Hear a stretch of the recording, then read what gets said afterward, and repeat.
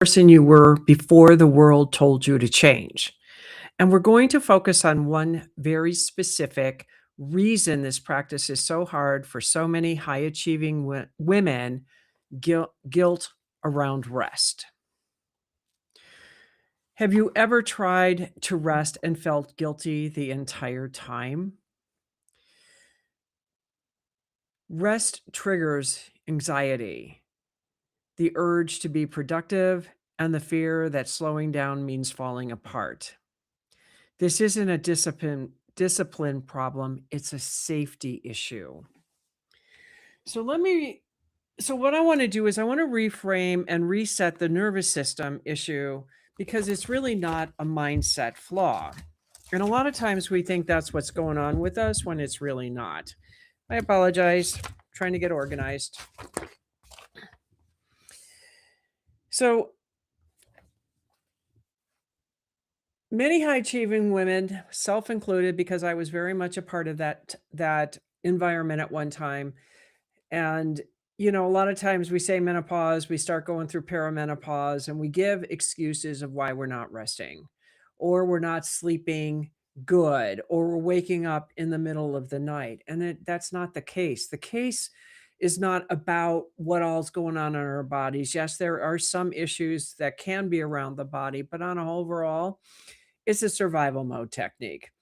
I know that when I used to go on vacation, it took me like 2 weeks to just, like, start to calm down, and then I come back in a pile of work, and then I had to rearrange myself once again about how to come out and learn how to relax again in the work environment.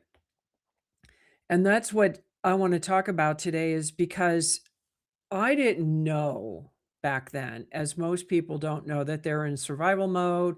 We all have PTSD, if you want to believe it or not, we do, because if we saw something as a child that we didn't understand, it did something to our nervous system.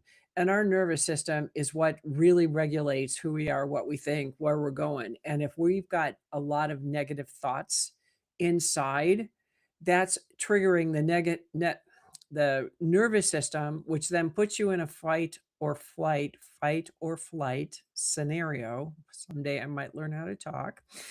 And that's what happens. So when we're in that, there's an anxiety. I mean, we automatically tense up, and even if our shoulders aren't sitting up here, they are sitting up here.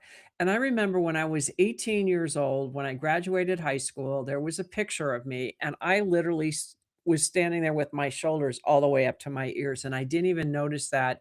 I didn't know I was doing that until I saw that picture. Somehow I managed to get my shoulders to drop. I can't tell you how I got my shoulders to drop. I just know that I did. And maybe part of it was that my father came out for my graduation and I was terrified. I was absolutely terrified that I was going to be in a hotel room with that man. I could not tell you at that point why I felt that. And my father knew it because he told me, he says, "You're terrified to be around me." And it's like, yeah, just a little bit. And it was only because somewhere in my unconscious part of my mind, I remembered a lot of things.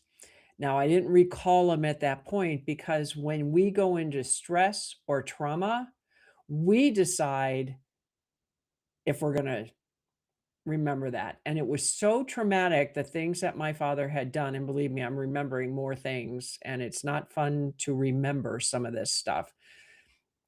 But some of the things he did that were so incredibly disturbing. And there was a one time where he did something and I was terrified, and what was the worst part of that was that my whole family was pretty much in the room, and nobody did anything to protect me. No, my mother didn't stop it. My siblings, I knew, couldn't stop him, and I remember my sister and I talked about this once, and she said, "Yeah, I walked in the room, and it was incredibly disturbing." I said, "You should have been on my end." It was that bad. And somehow I blocked that, but I remember because I always remember the high school picture because I had a rug burn right here on the side of my face. So when I had my high school pictures taken, that rug burn was there. Now they took it out on the final picture, but it was still there, and so I still have those 18-year-old pictures of me with that, and even though I put the mask on that I'm fine, everything's good, I know deep down inside I was not good. And so that's one of the things is that I had to learn how to protect myself. That's how I felt is I have to protect myself against this man and against anyone because my greatest fear in life was rape. And I don't even know why I thought that, but I was definitely terrified of rape. Well, now that I remember everything about my father, it's like I get it. So, that's the thing. And so one of the things is our body doesn't resist rest because we're lazy. It resists rest because rest felt unsafe. Okay, so if you're a victim of any kind of abuse, and I was because when I was sleeping, my parents used to come in and beat me and do all sorts of things. There were things that happened. I don't remember all of it, thank God, but I know enough that feeling not feeling safe as a child I didn't wanna sleep, and so something inside of me triggered that as well. Now, I still scream when somebody comes up from behind or somewhere, or they do something that I'm not expecting, I will scream bloody murder. I still do that as a natural reaction to protect myself. That will probably never change because that is incredibly ingrained in my mind. But what I wanna do is that we took worth as what we're putting out in the world, and safety equaled usefulness, because I know that I have battled unworthiness my whole life, like, I didn't deserve anything. I heard that my whole life with my family as I was growing up. I didn't think, "How dare you wanna take dance lessons when there's all these mouths to feed?" And I'm like 8, 10, 12 years old. I'm like, "I don't know what she's talking about, but Kelly got to dance, why can't I?"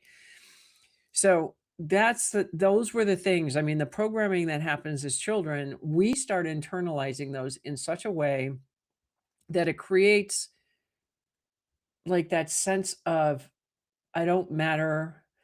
If you get it beat, because my generation, God knows we all got beat, it creates that feeling that we're not safe, and then if I can't sleep, then it would make sense that why I couldn't sleep, and maybe that's why even just a couple of nights ago, I had a terror dream where I was counting money in my dream, and I'm in an airport, and this guy comes up, puts his arm around me, and I literally screamed out loud that Sal actually had to get me to stop and know that he was there.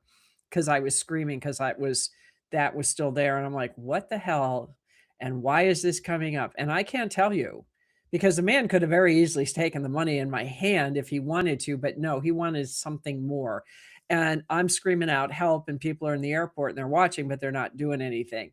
That's pretty much how I always felt as a child. Nobody was there to help me or protect me, so I had to take matters into my own hands. So when you start going back to the origin of being traumatized, it's not that I want you to relive it because I don't. I don't want you to feel that.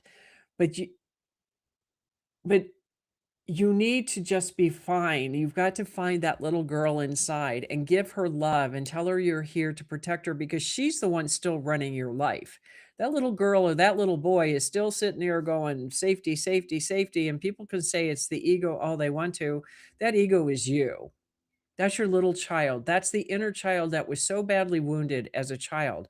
And so, what she really or he needs is unconditional love. And I remember I was talking to a friend of mine one day, and we were talking about me getting out and getting on stage. And I don't have an issue being in front of people, I don't have an issue being on stage.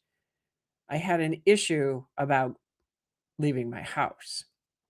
And I remember because she's like, all these people are out there on your front porch. She's doing this great visualization. They're on your front lawn. They're encouraging you to come out. And because I got the door open, but I couldn't walk out. And she said, why? And I said, because, and I could literally see this little girl holding my hand saying, I'm not ready yet. And I simply said, I'm not ready yet. She's not ready to come out in the world. I may be as an adult, but this little girl was still traumatized and I still needed to deal with that. And so I did. And it was such a good thing to do. So the other thing that I never did is I never gave myself credit for things that I've accomplished in my life, and I'm a very accomplished woman, and I never gave myself any credit. I didn't appreciate that. I didn't praise myself. I didn't celebrate. It was always on to the next. And that was something about 2 years ago is when I realized I think I hit number 1 bestseller or something, I think it was the second book, or I got an award, and I actually stopped and took that in and talk about a game changer because I never felt that before. I didn't know what it was like, but it was like it helped to build the worthiness inside of me that people like they like my books, they're reading my books, I'm winning awards, I've got a bestseller. Hello? So that was the other thing. I mean, most people don't even know, and I'm starting to tell people I can charter up to a 40-foot sailboat. Okay. I know how to do that. I actually have a certificate to do that. Does anybody know that? No, they do now because I'm starting to tell them. I'm also a ballroom dancer and I've won championships. Hello. I was told by a ballroom a world-class ballroom dancer when I was taking, like, a special class with him, coaching, and he said, you have everything to be a world-class champion in your category. You just don't have the confidence and believe in that." And he was absolutely right.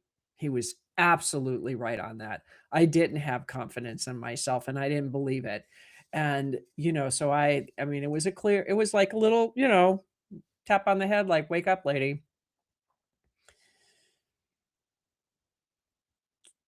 And the other one is chaos where being use was being useful that also, prevented harm. So as long as you kept your life chaotic, which I did a lot of times, I was always running 100 miles an hour, and I never had a pattern. That was the other thing because I figured if somebody knew my schedule, something could happen to me. Now, I've heard that when I lived in Florida, that a rapist will always follow and s see what your patterns are. I never had a pattern. I never had a pattern.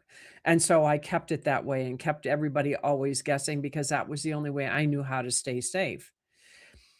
And I adapted all of these. I mean, you can adapt all of these patterns, all of these things to work out because everything worked for me the way I was living until they stopped. And once they stopped working is when I had to go deeper. So you're not broken. You were just trying to survive. I was trying to survive. I didn't even know I was trying to survive, but I do remember always saying, I just want to go home. And then the little voice in my head would say, but you are home. And it's like, no, I'm not home. I didn't know what home meant, but I remember telling myself that when I was in my 20s and 30s. And I'm like, but what do you mean? I'm like, I'm not from here. And that's all I kept saying is, I'm not from here. I don't belong here. I'm a fish out of water. I was a stranger in a strange land. And I read that book, Stranger in a Strange Land, and I identified with every word in that book.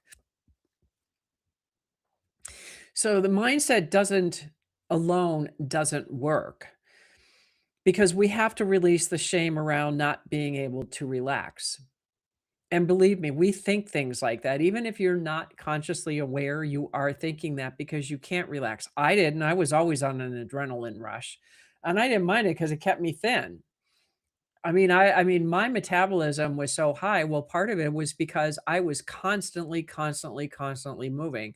I mean, for me to sit still, that was a no can do. I can do it now, but I couldn't do it then. So the body relaxes through sensation and not logic. And I created a meditation to go along with this, and I also have a seven-step blueprint that I put together, so the blueprint will be in the show notes, and the meditation will be in the school community if you're interested. But it had to come back because because I thought everything was up here. I figured if I could stay up here, I'd be fine. No, I had to get into my heart, and that was really hard because then I'd have to feel everything, and I didn't wanna feel everything because then I thought I would fall apart and break. So even though I was saying all the right affirmations, it was like, this is all BS because nothing's working. Well, it wasn't working because I wasn't in my heart. I was in my head. And we live in a society right now that we are always in our head and not our hearts. And that is what has to change. And that's what a lot of people are trying to do now is get back into the heart, get back and make that connection. Because social media is not connection. AI is not your friend. AI is an artificial intelligence, and I know that there are people out there that that has become their new best friend because the way they're talking to it is it's almost frightening, and there's a lot of things that I mean, AI is good, and then there's a dark side to AI as well, and you need to stay in your heart to understand the difference of what that is because AI is not a friend. It's an artificial intelligence that is programmed to answer based on the questions you give it. And I'm seeing that more and more because I did some interesting testing with AI today, and it was almost frightening, but it was also empowering at the same time. So here's a truth: you can't think your way into rest, you have to feel your way into safety.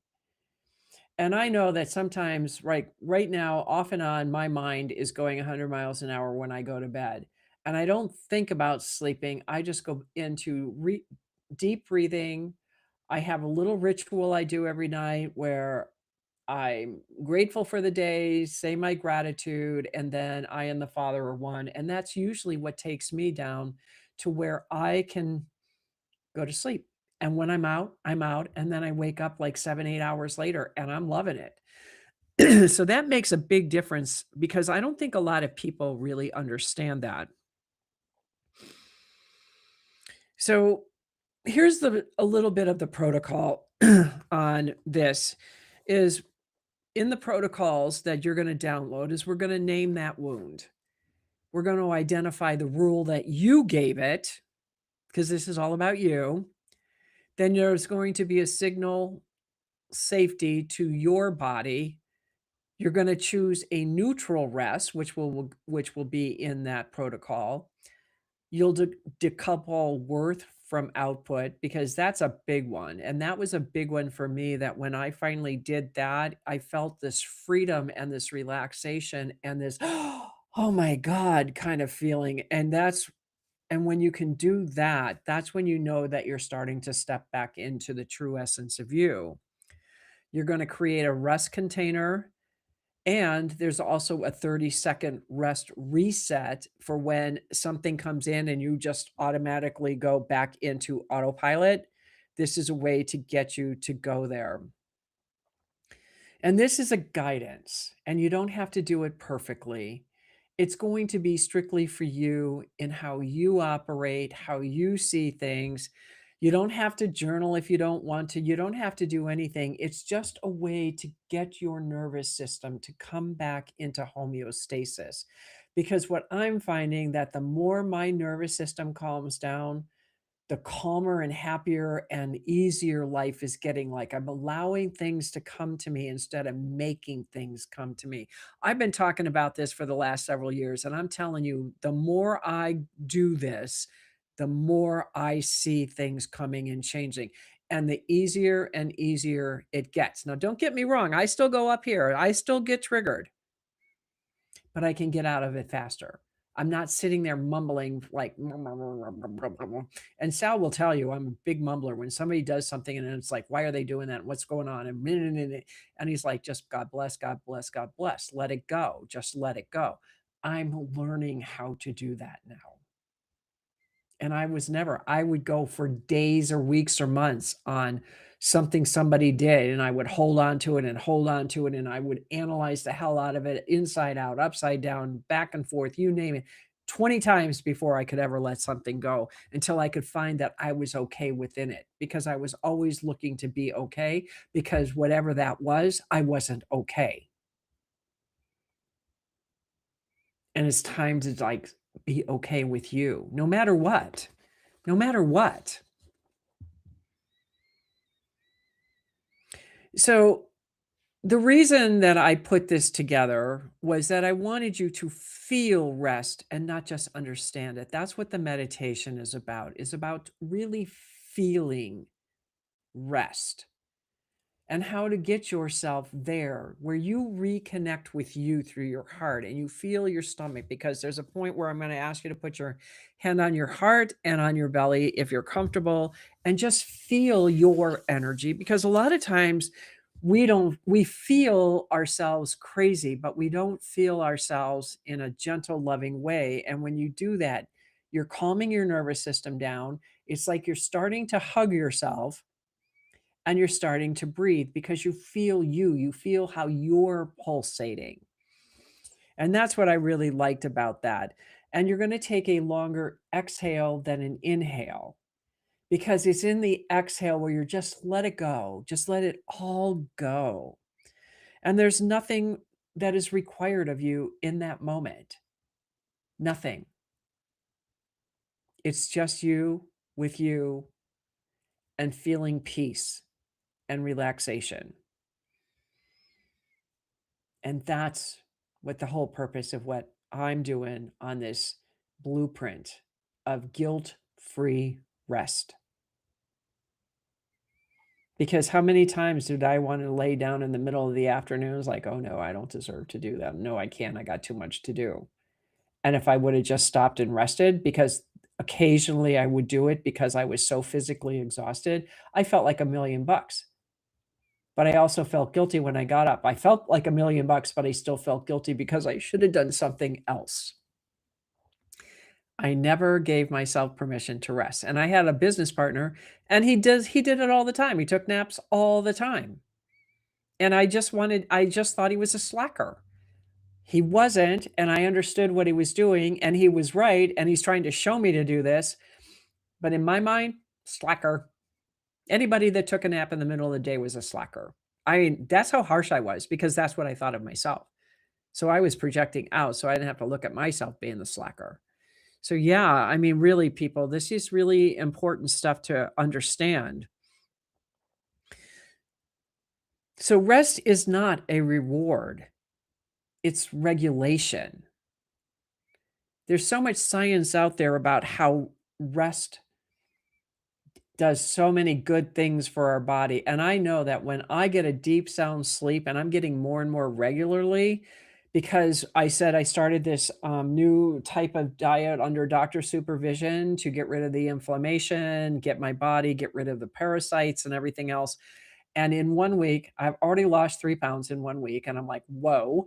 So I'm excited.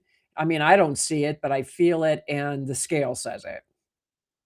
But the whole point is that when I go to sleep, it's a good, sound sleep. It's like when my mind shuts down, I don't wake up until 7 o'clock in the morning. That's huge for me, because I have always been one to wake up in the middle of the night several times, or wake up at 3 o'clock going, okay, what do you want from me? Because I always figured it was a message from spirit. Part of it was, part of it wasn't. But feeling that I'm sleeping, there's no more brain fog going on. I'm feeling healthy, I'm feeling full, because I was thinking this was gonna be hard, and it's not. I mean, when they said you're not gonna be hungry on this diet, they're not kidding. I mean, I'm eating what I normally eat anyways, just less of it, and there's absolutely no dairy in my diet at all. Absolutely none. And so I'm eating foods that I haven't eaten because they're technically toxic for my body, and I'm eating them because, I'm only allowed to eat certain types of food for a little while, so that's what I'm gonna do. I'm gonna honor this, and I'm not having any reaction, so I'm trusting myself. So that's about also trust yourself on this. You learn to survive by being useful, and you heal by being supported, and you are allowed to rest without guilt. And that's important, because the moment I felt supported is when felt like I was able to start healing, because it was always just me. I trusted no one. I only trusted me. I trusted the animals. I expected the angels. and I expected more out of my animals than a human being, and I was actually told that, and I said, "Well, you're absolutely right, because an animal cares about you where people don't." And that was how I felt, and that was 20 years ago. I said all this stuff out loud, and I knew that was not the right thing to say, but it was how I felt. And I know there I'm not the only one that ever thought that. I'm not the only one that ever felt that way. I know there's a lot of people out there that are struggling and that they're trying to find their way and they just can't because they can't trust anyone.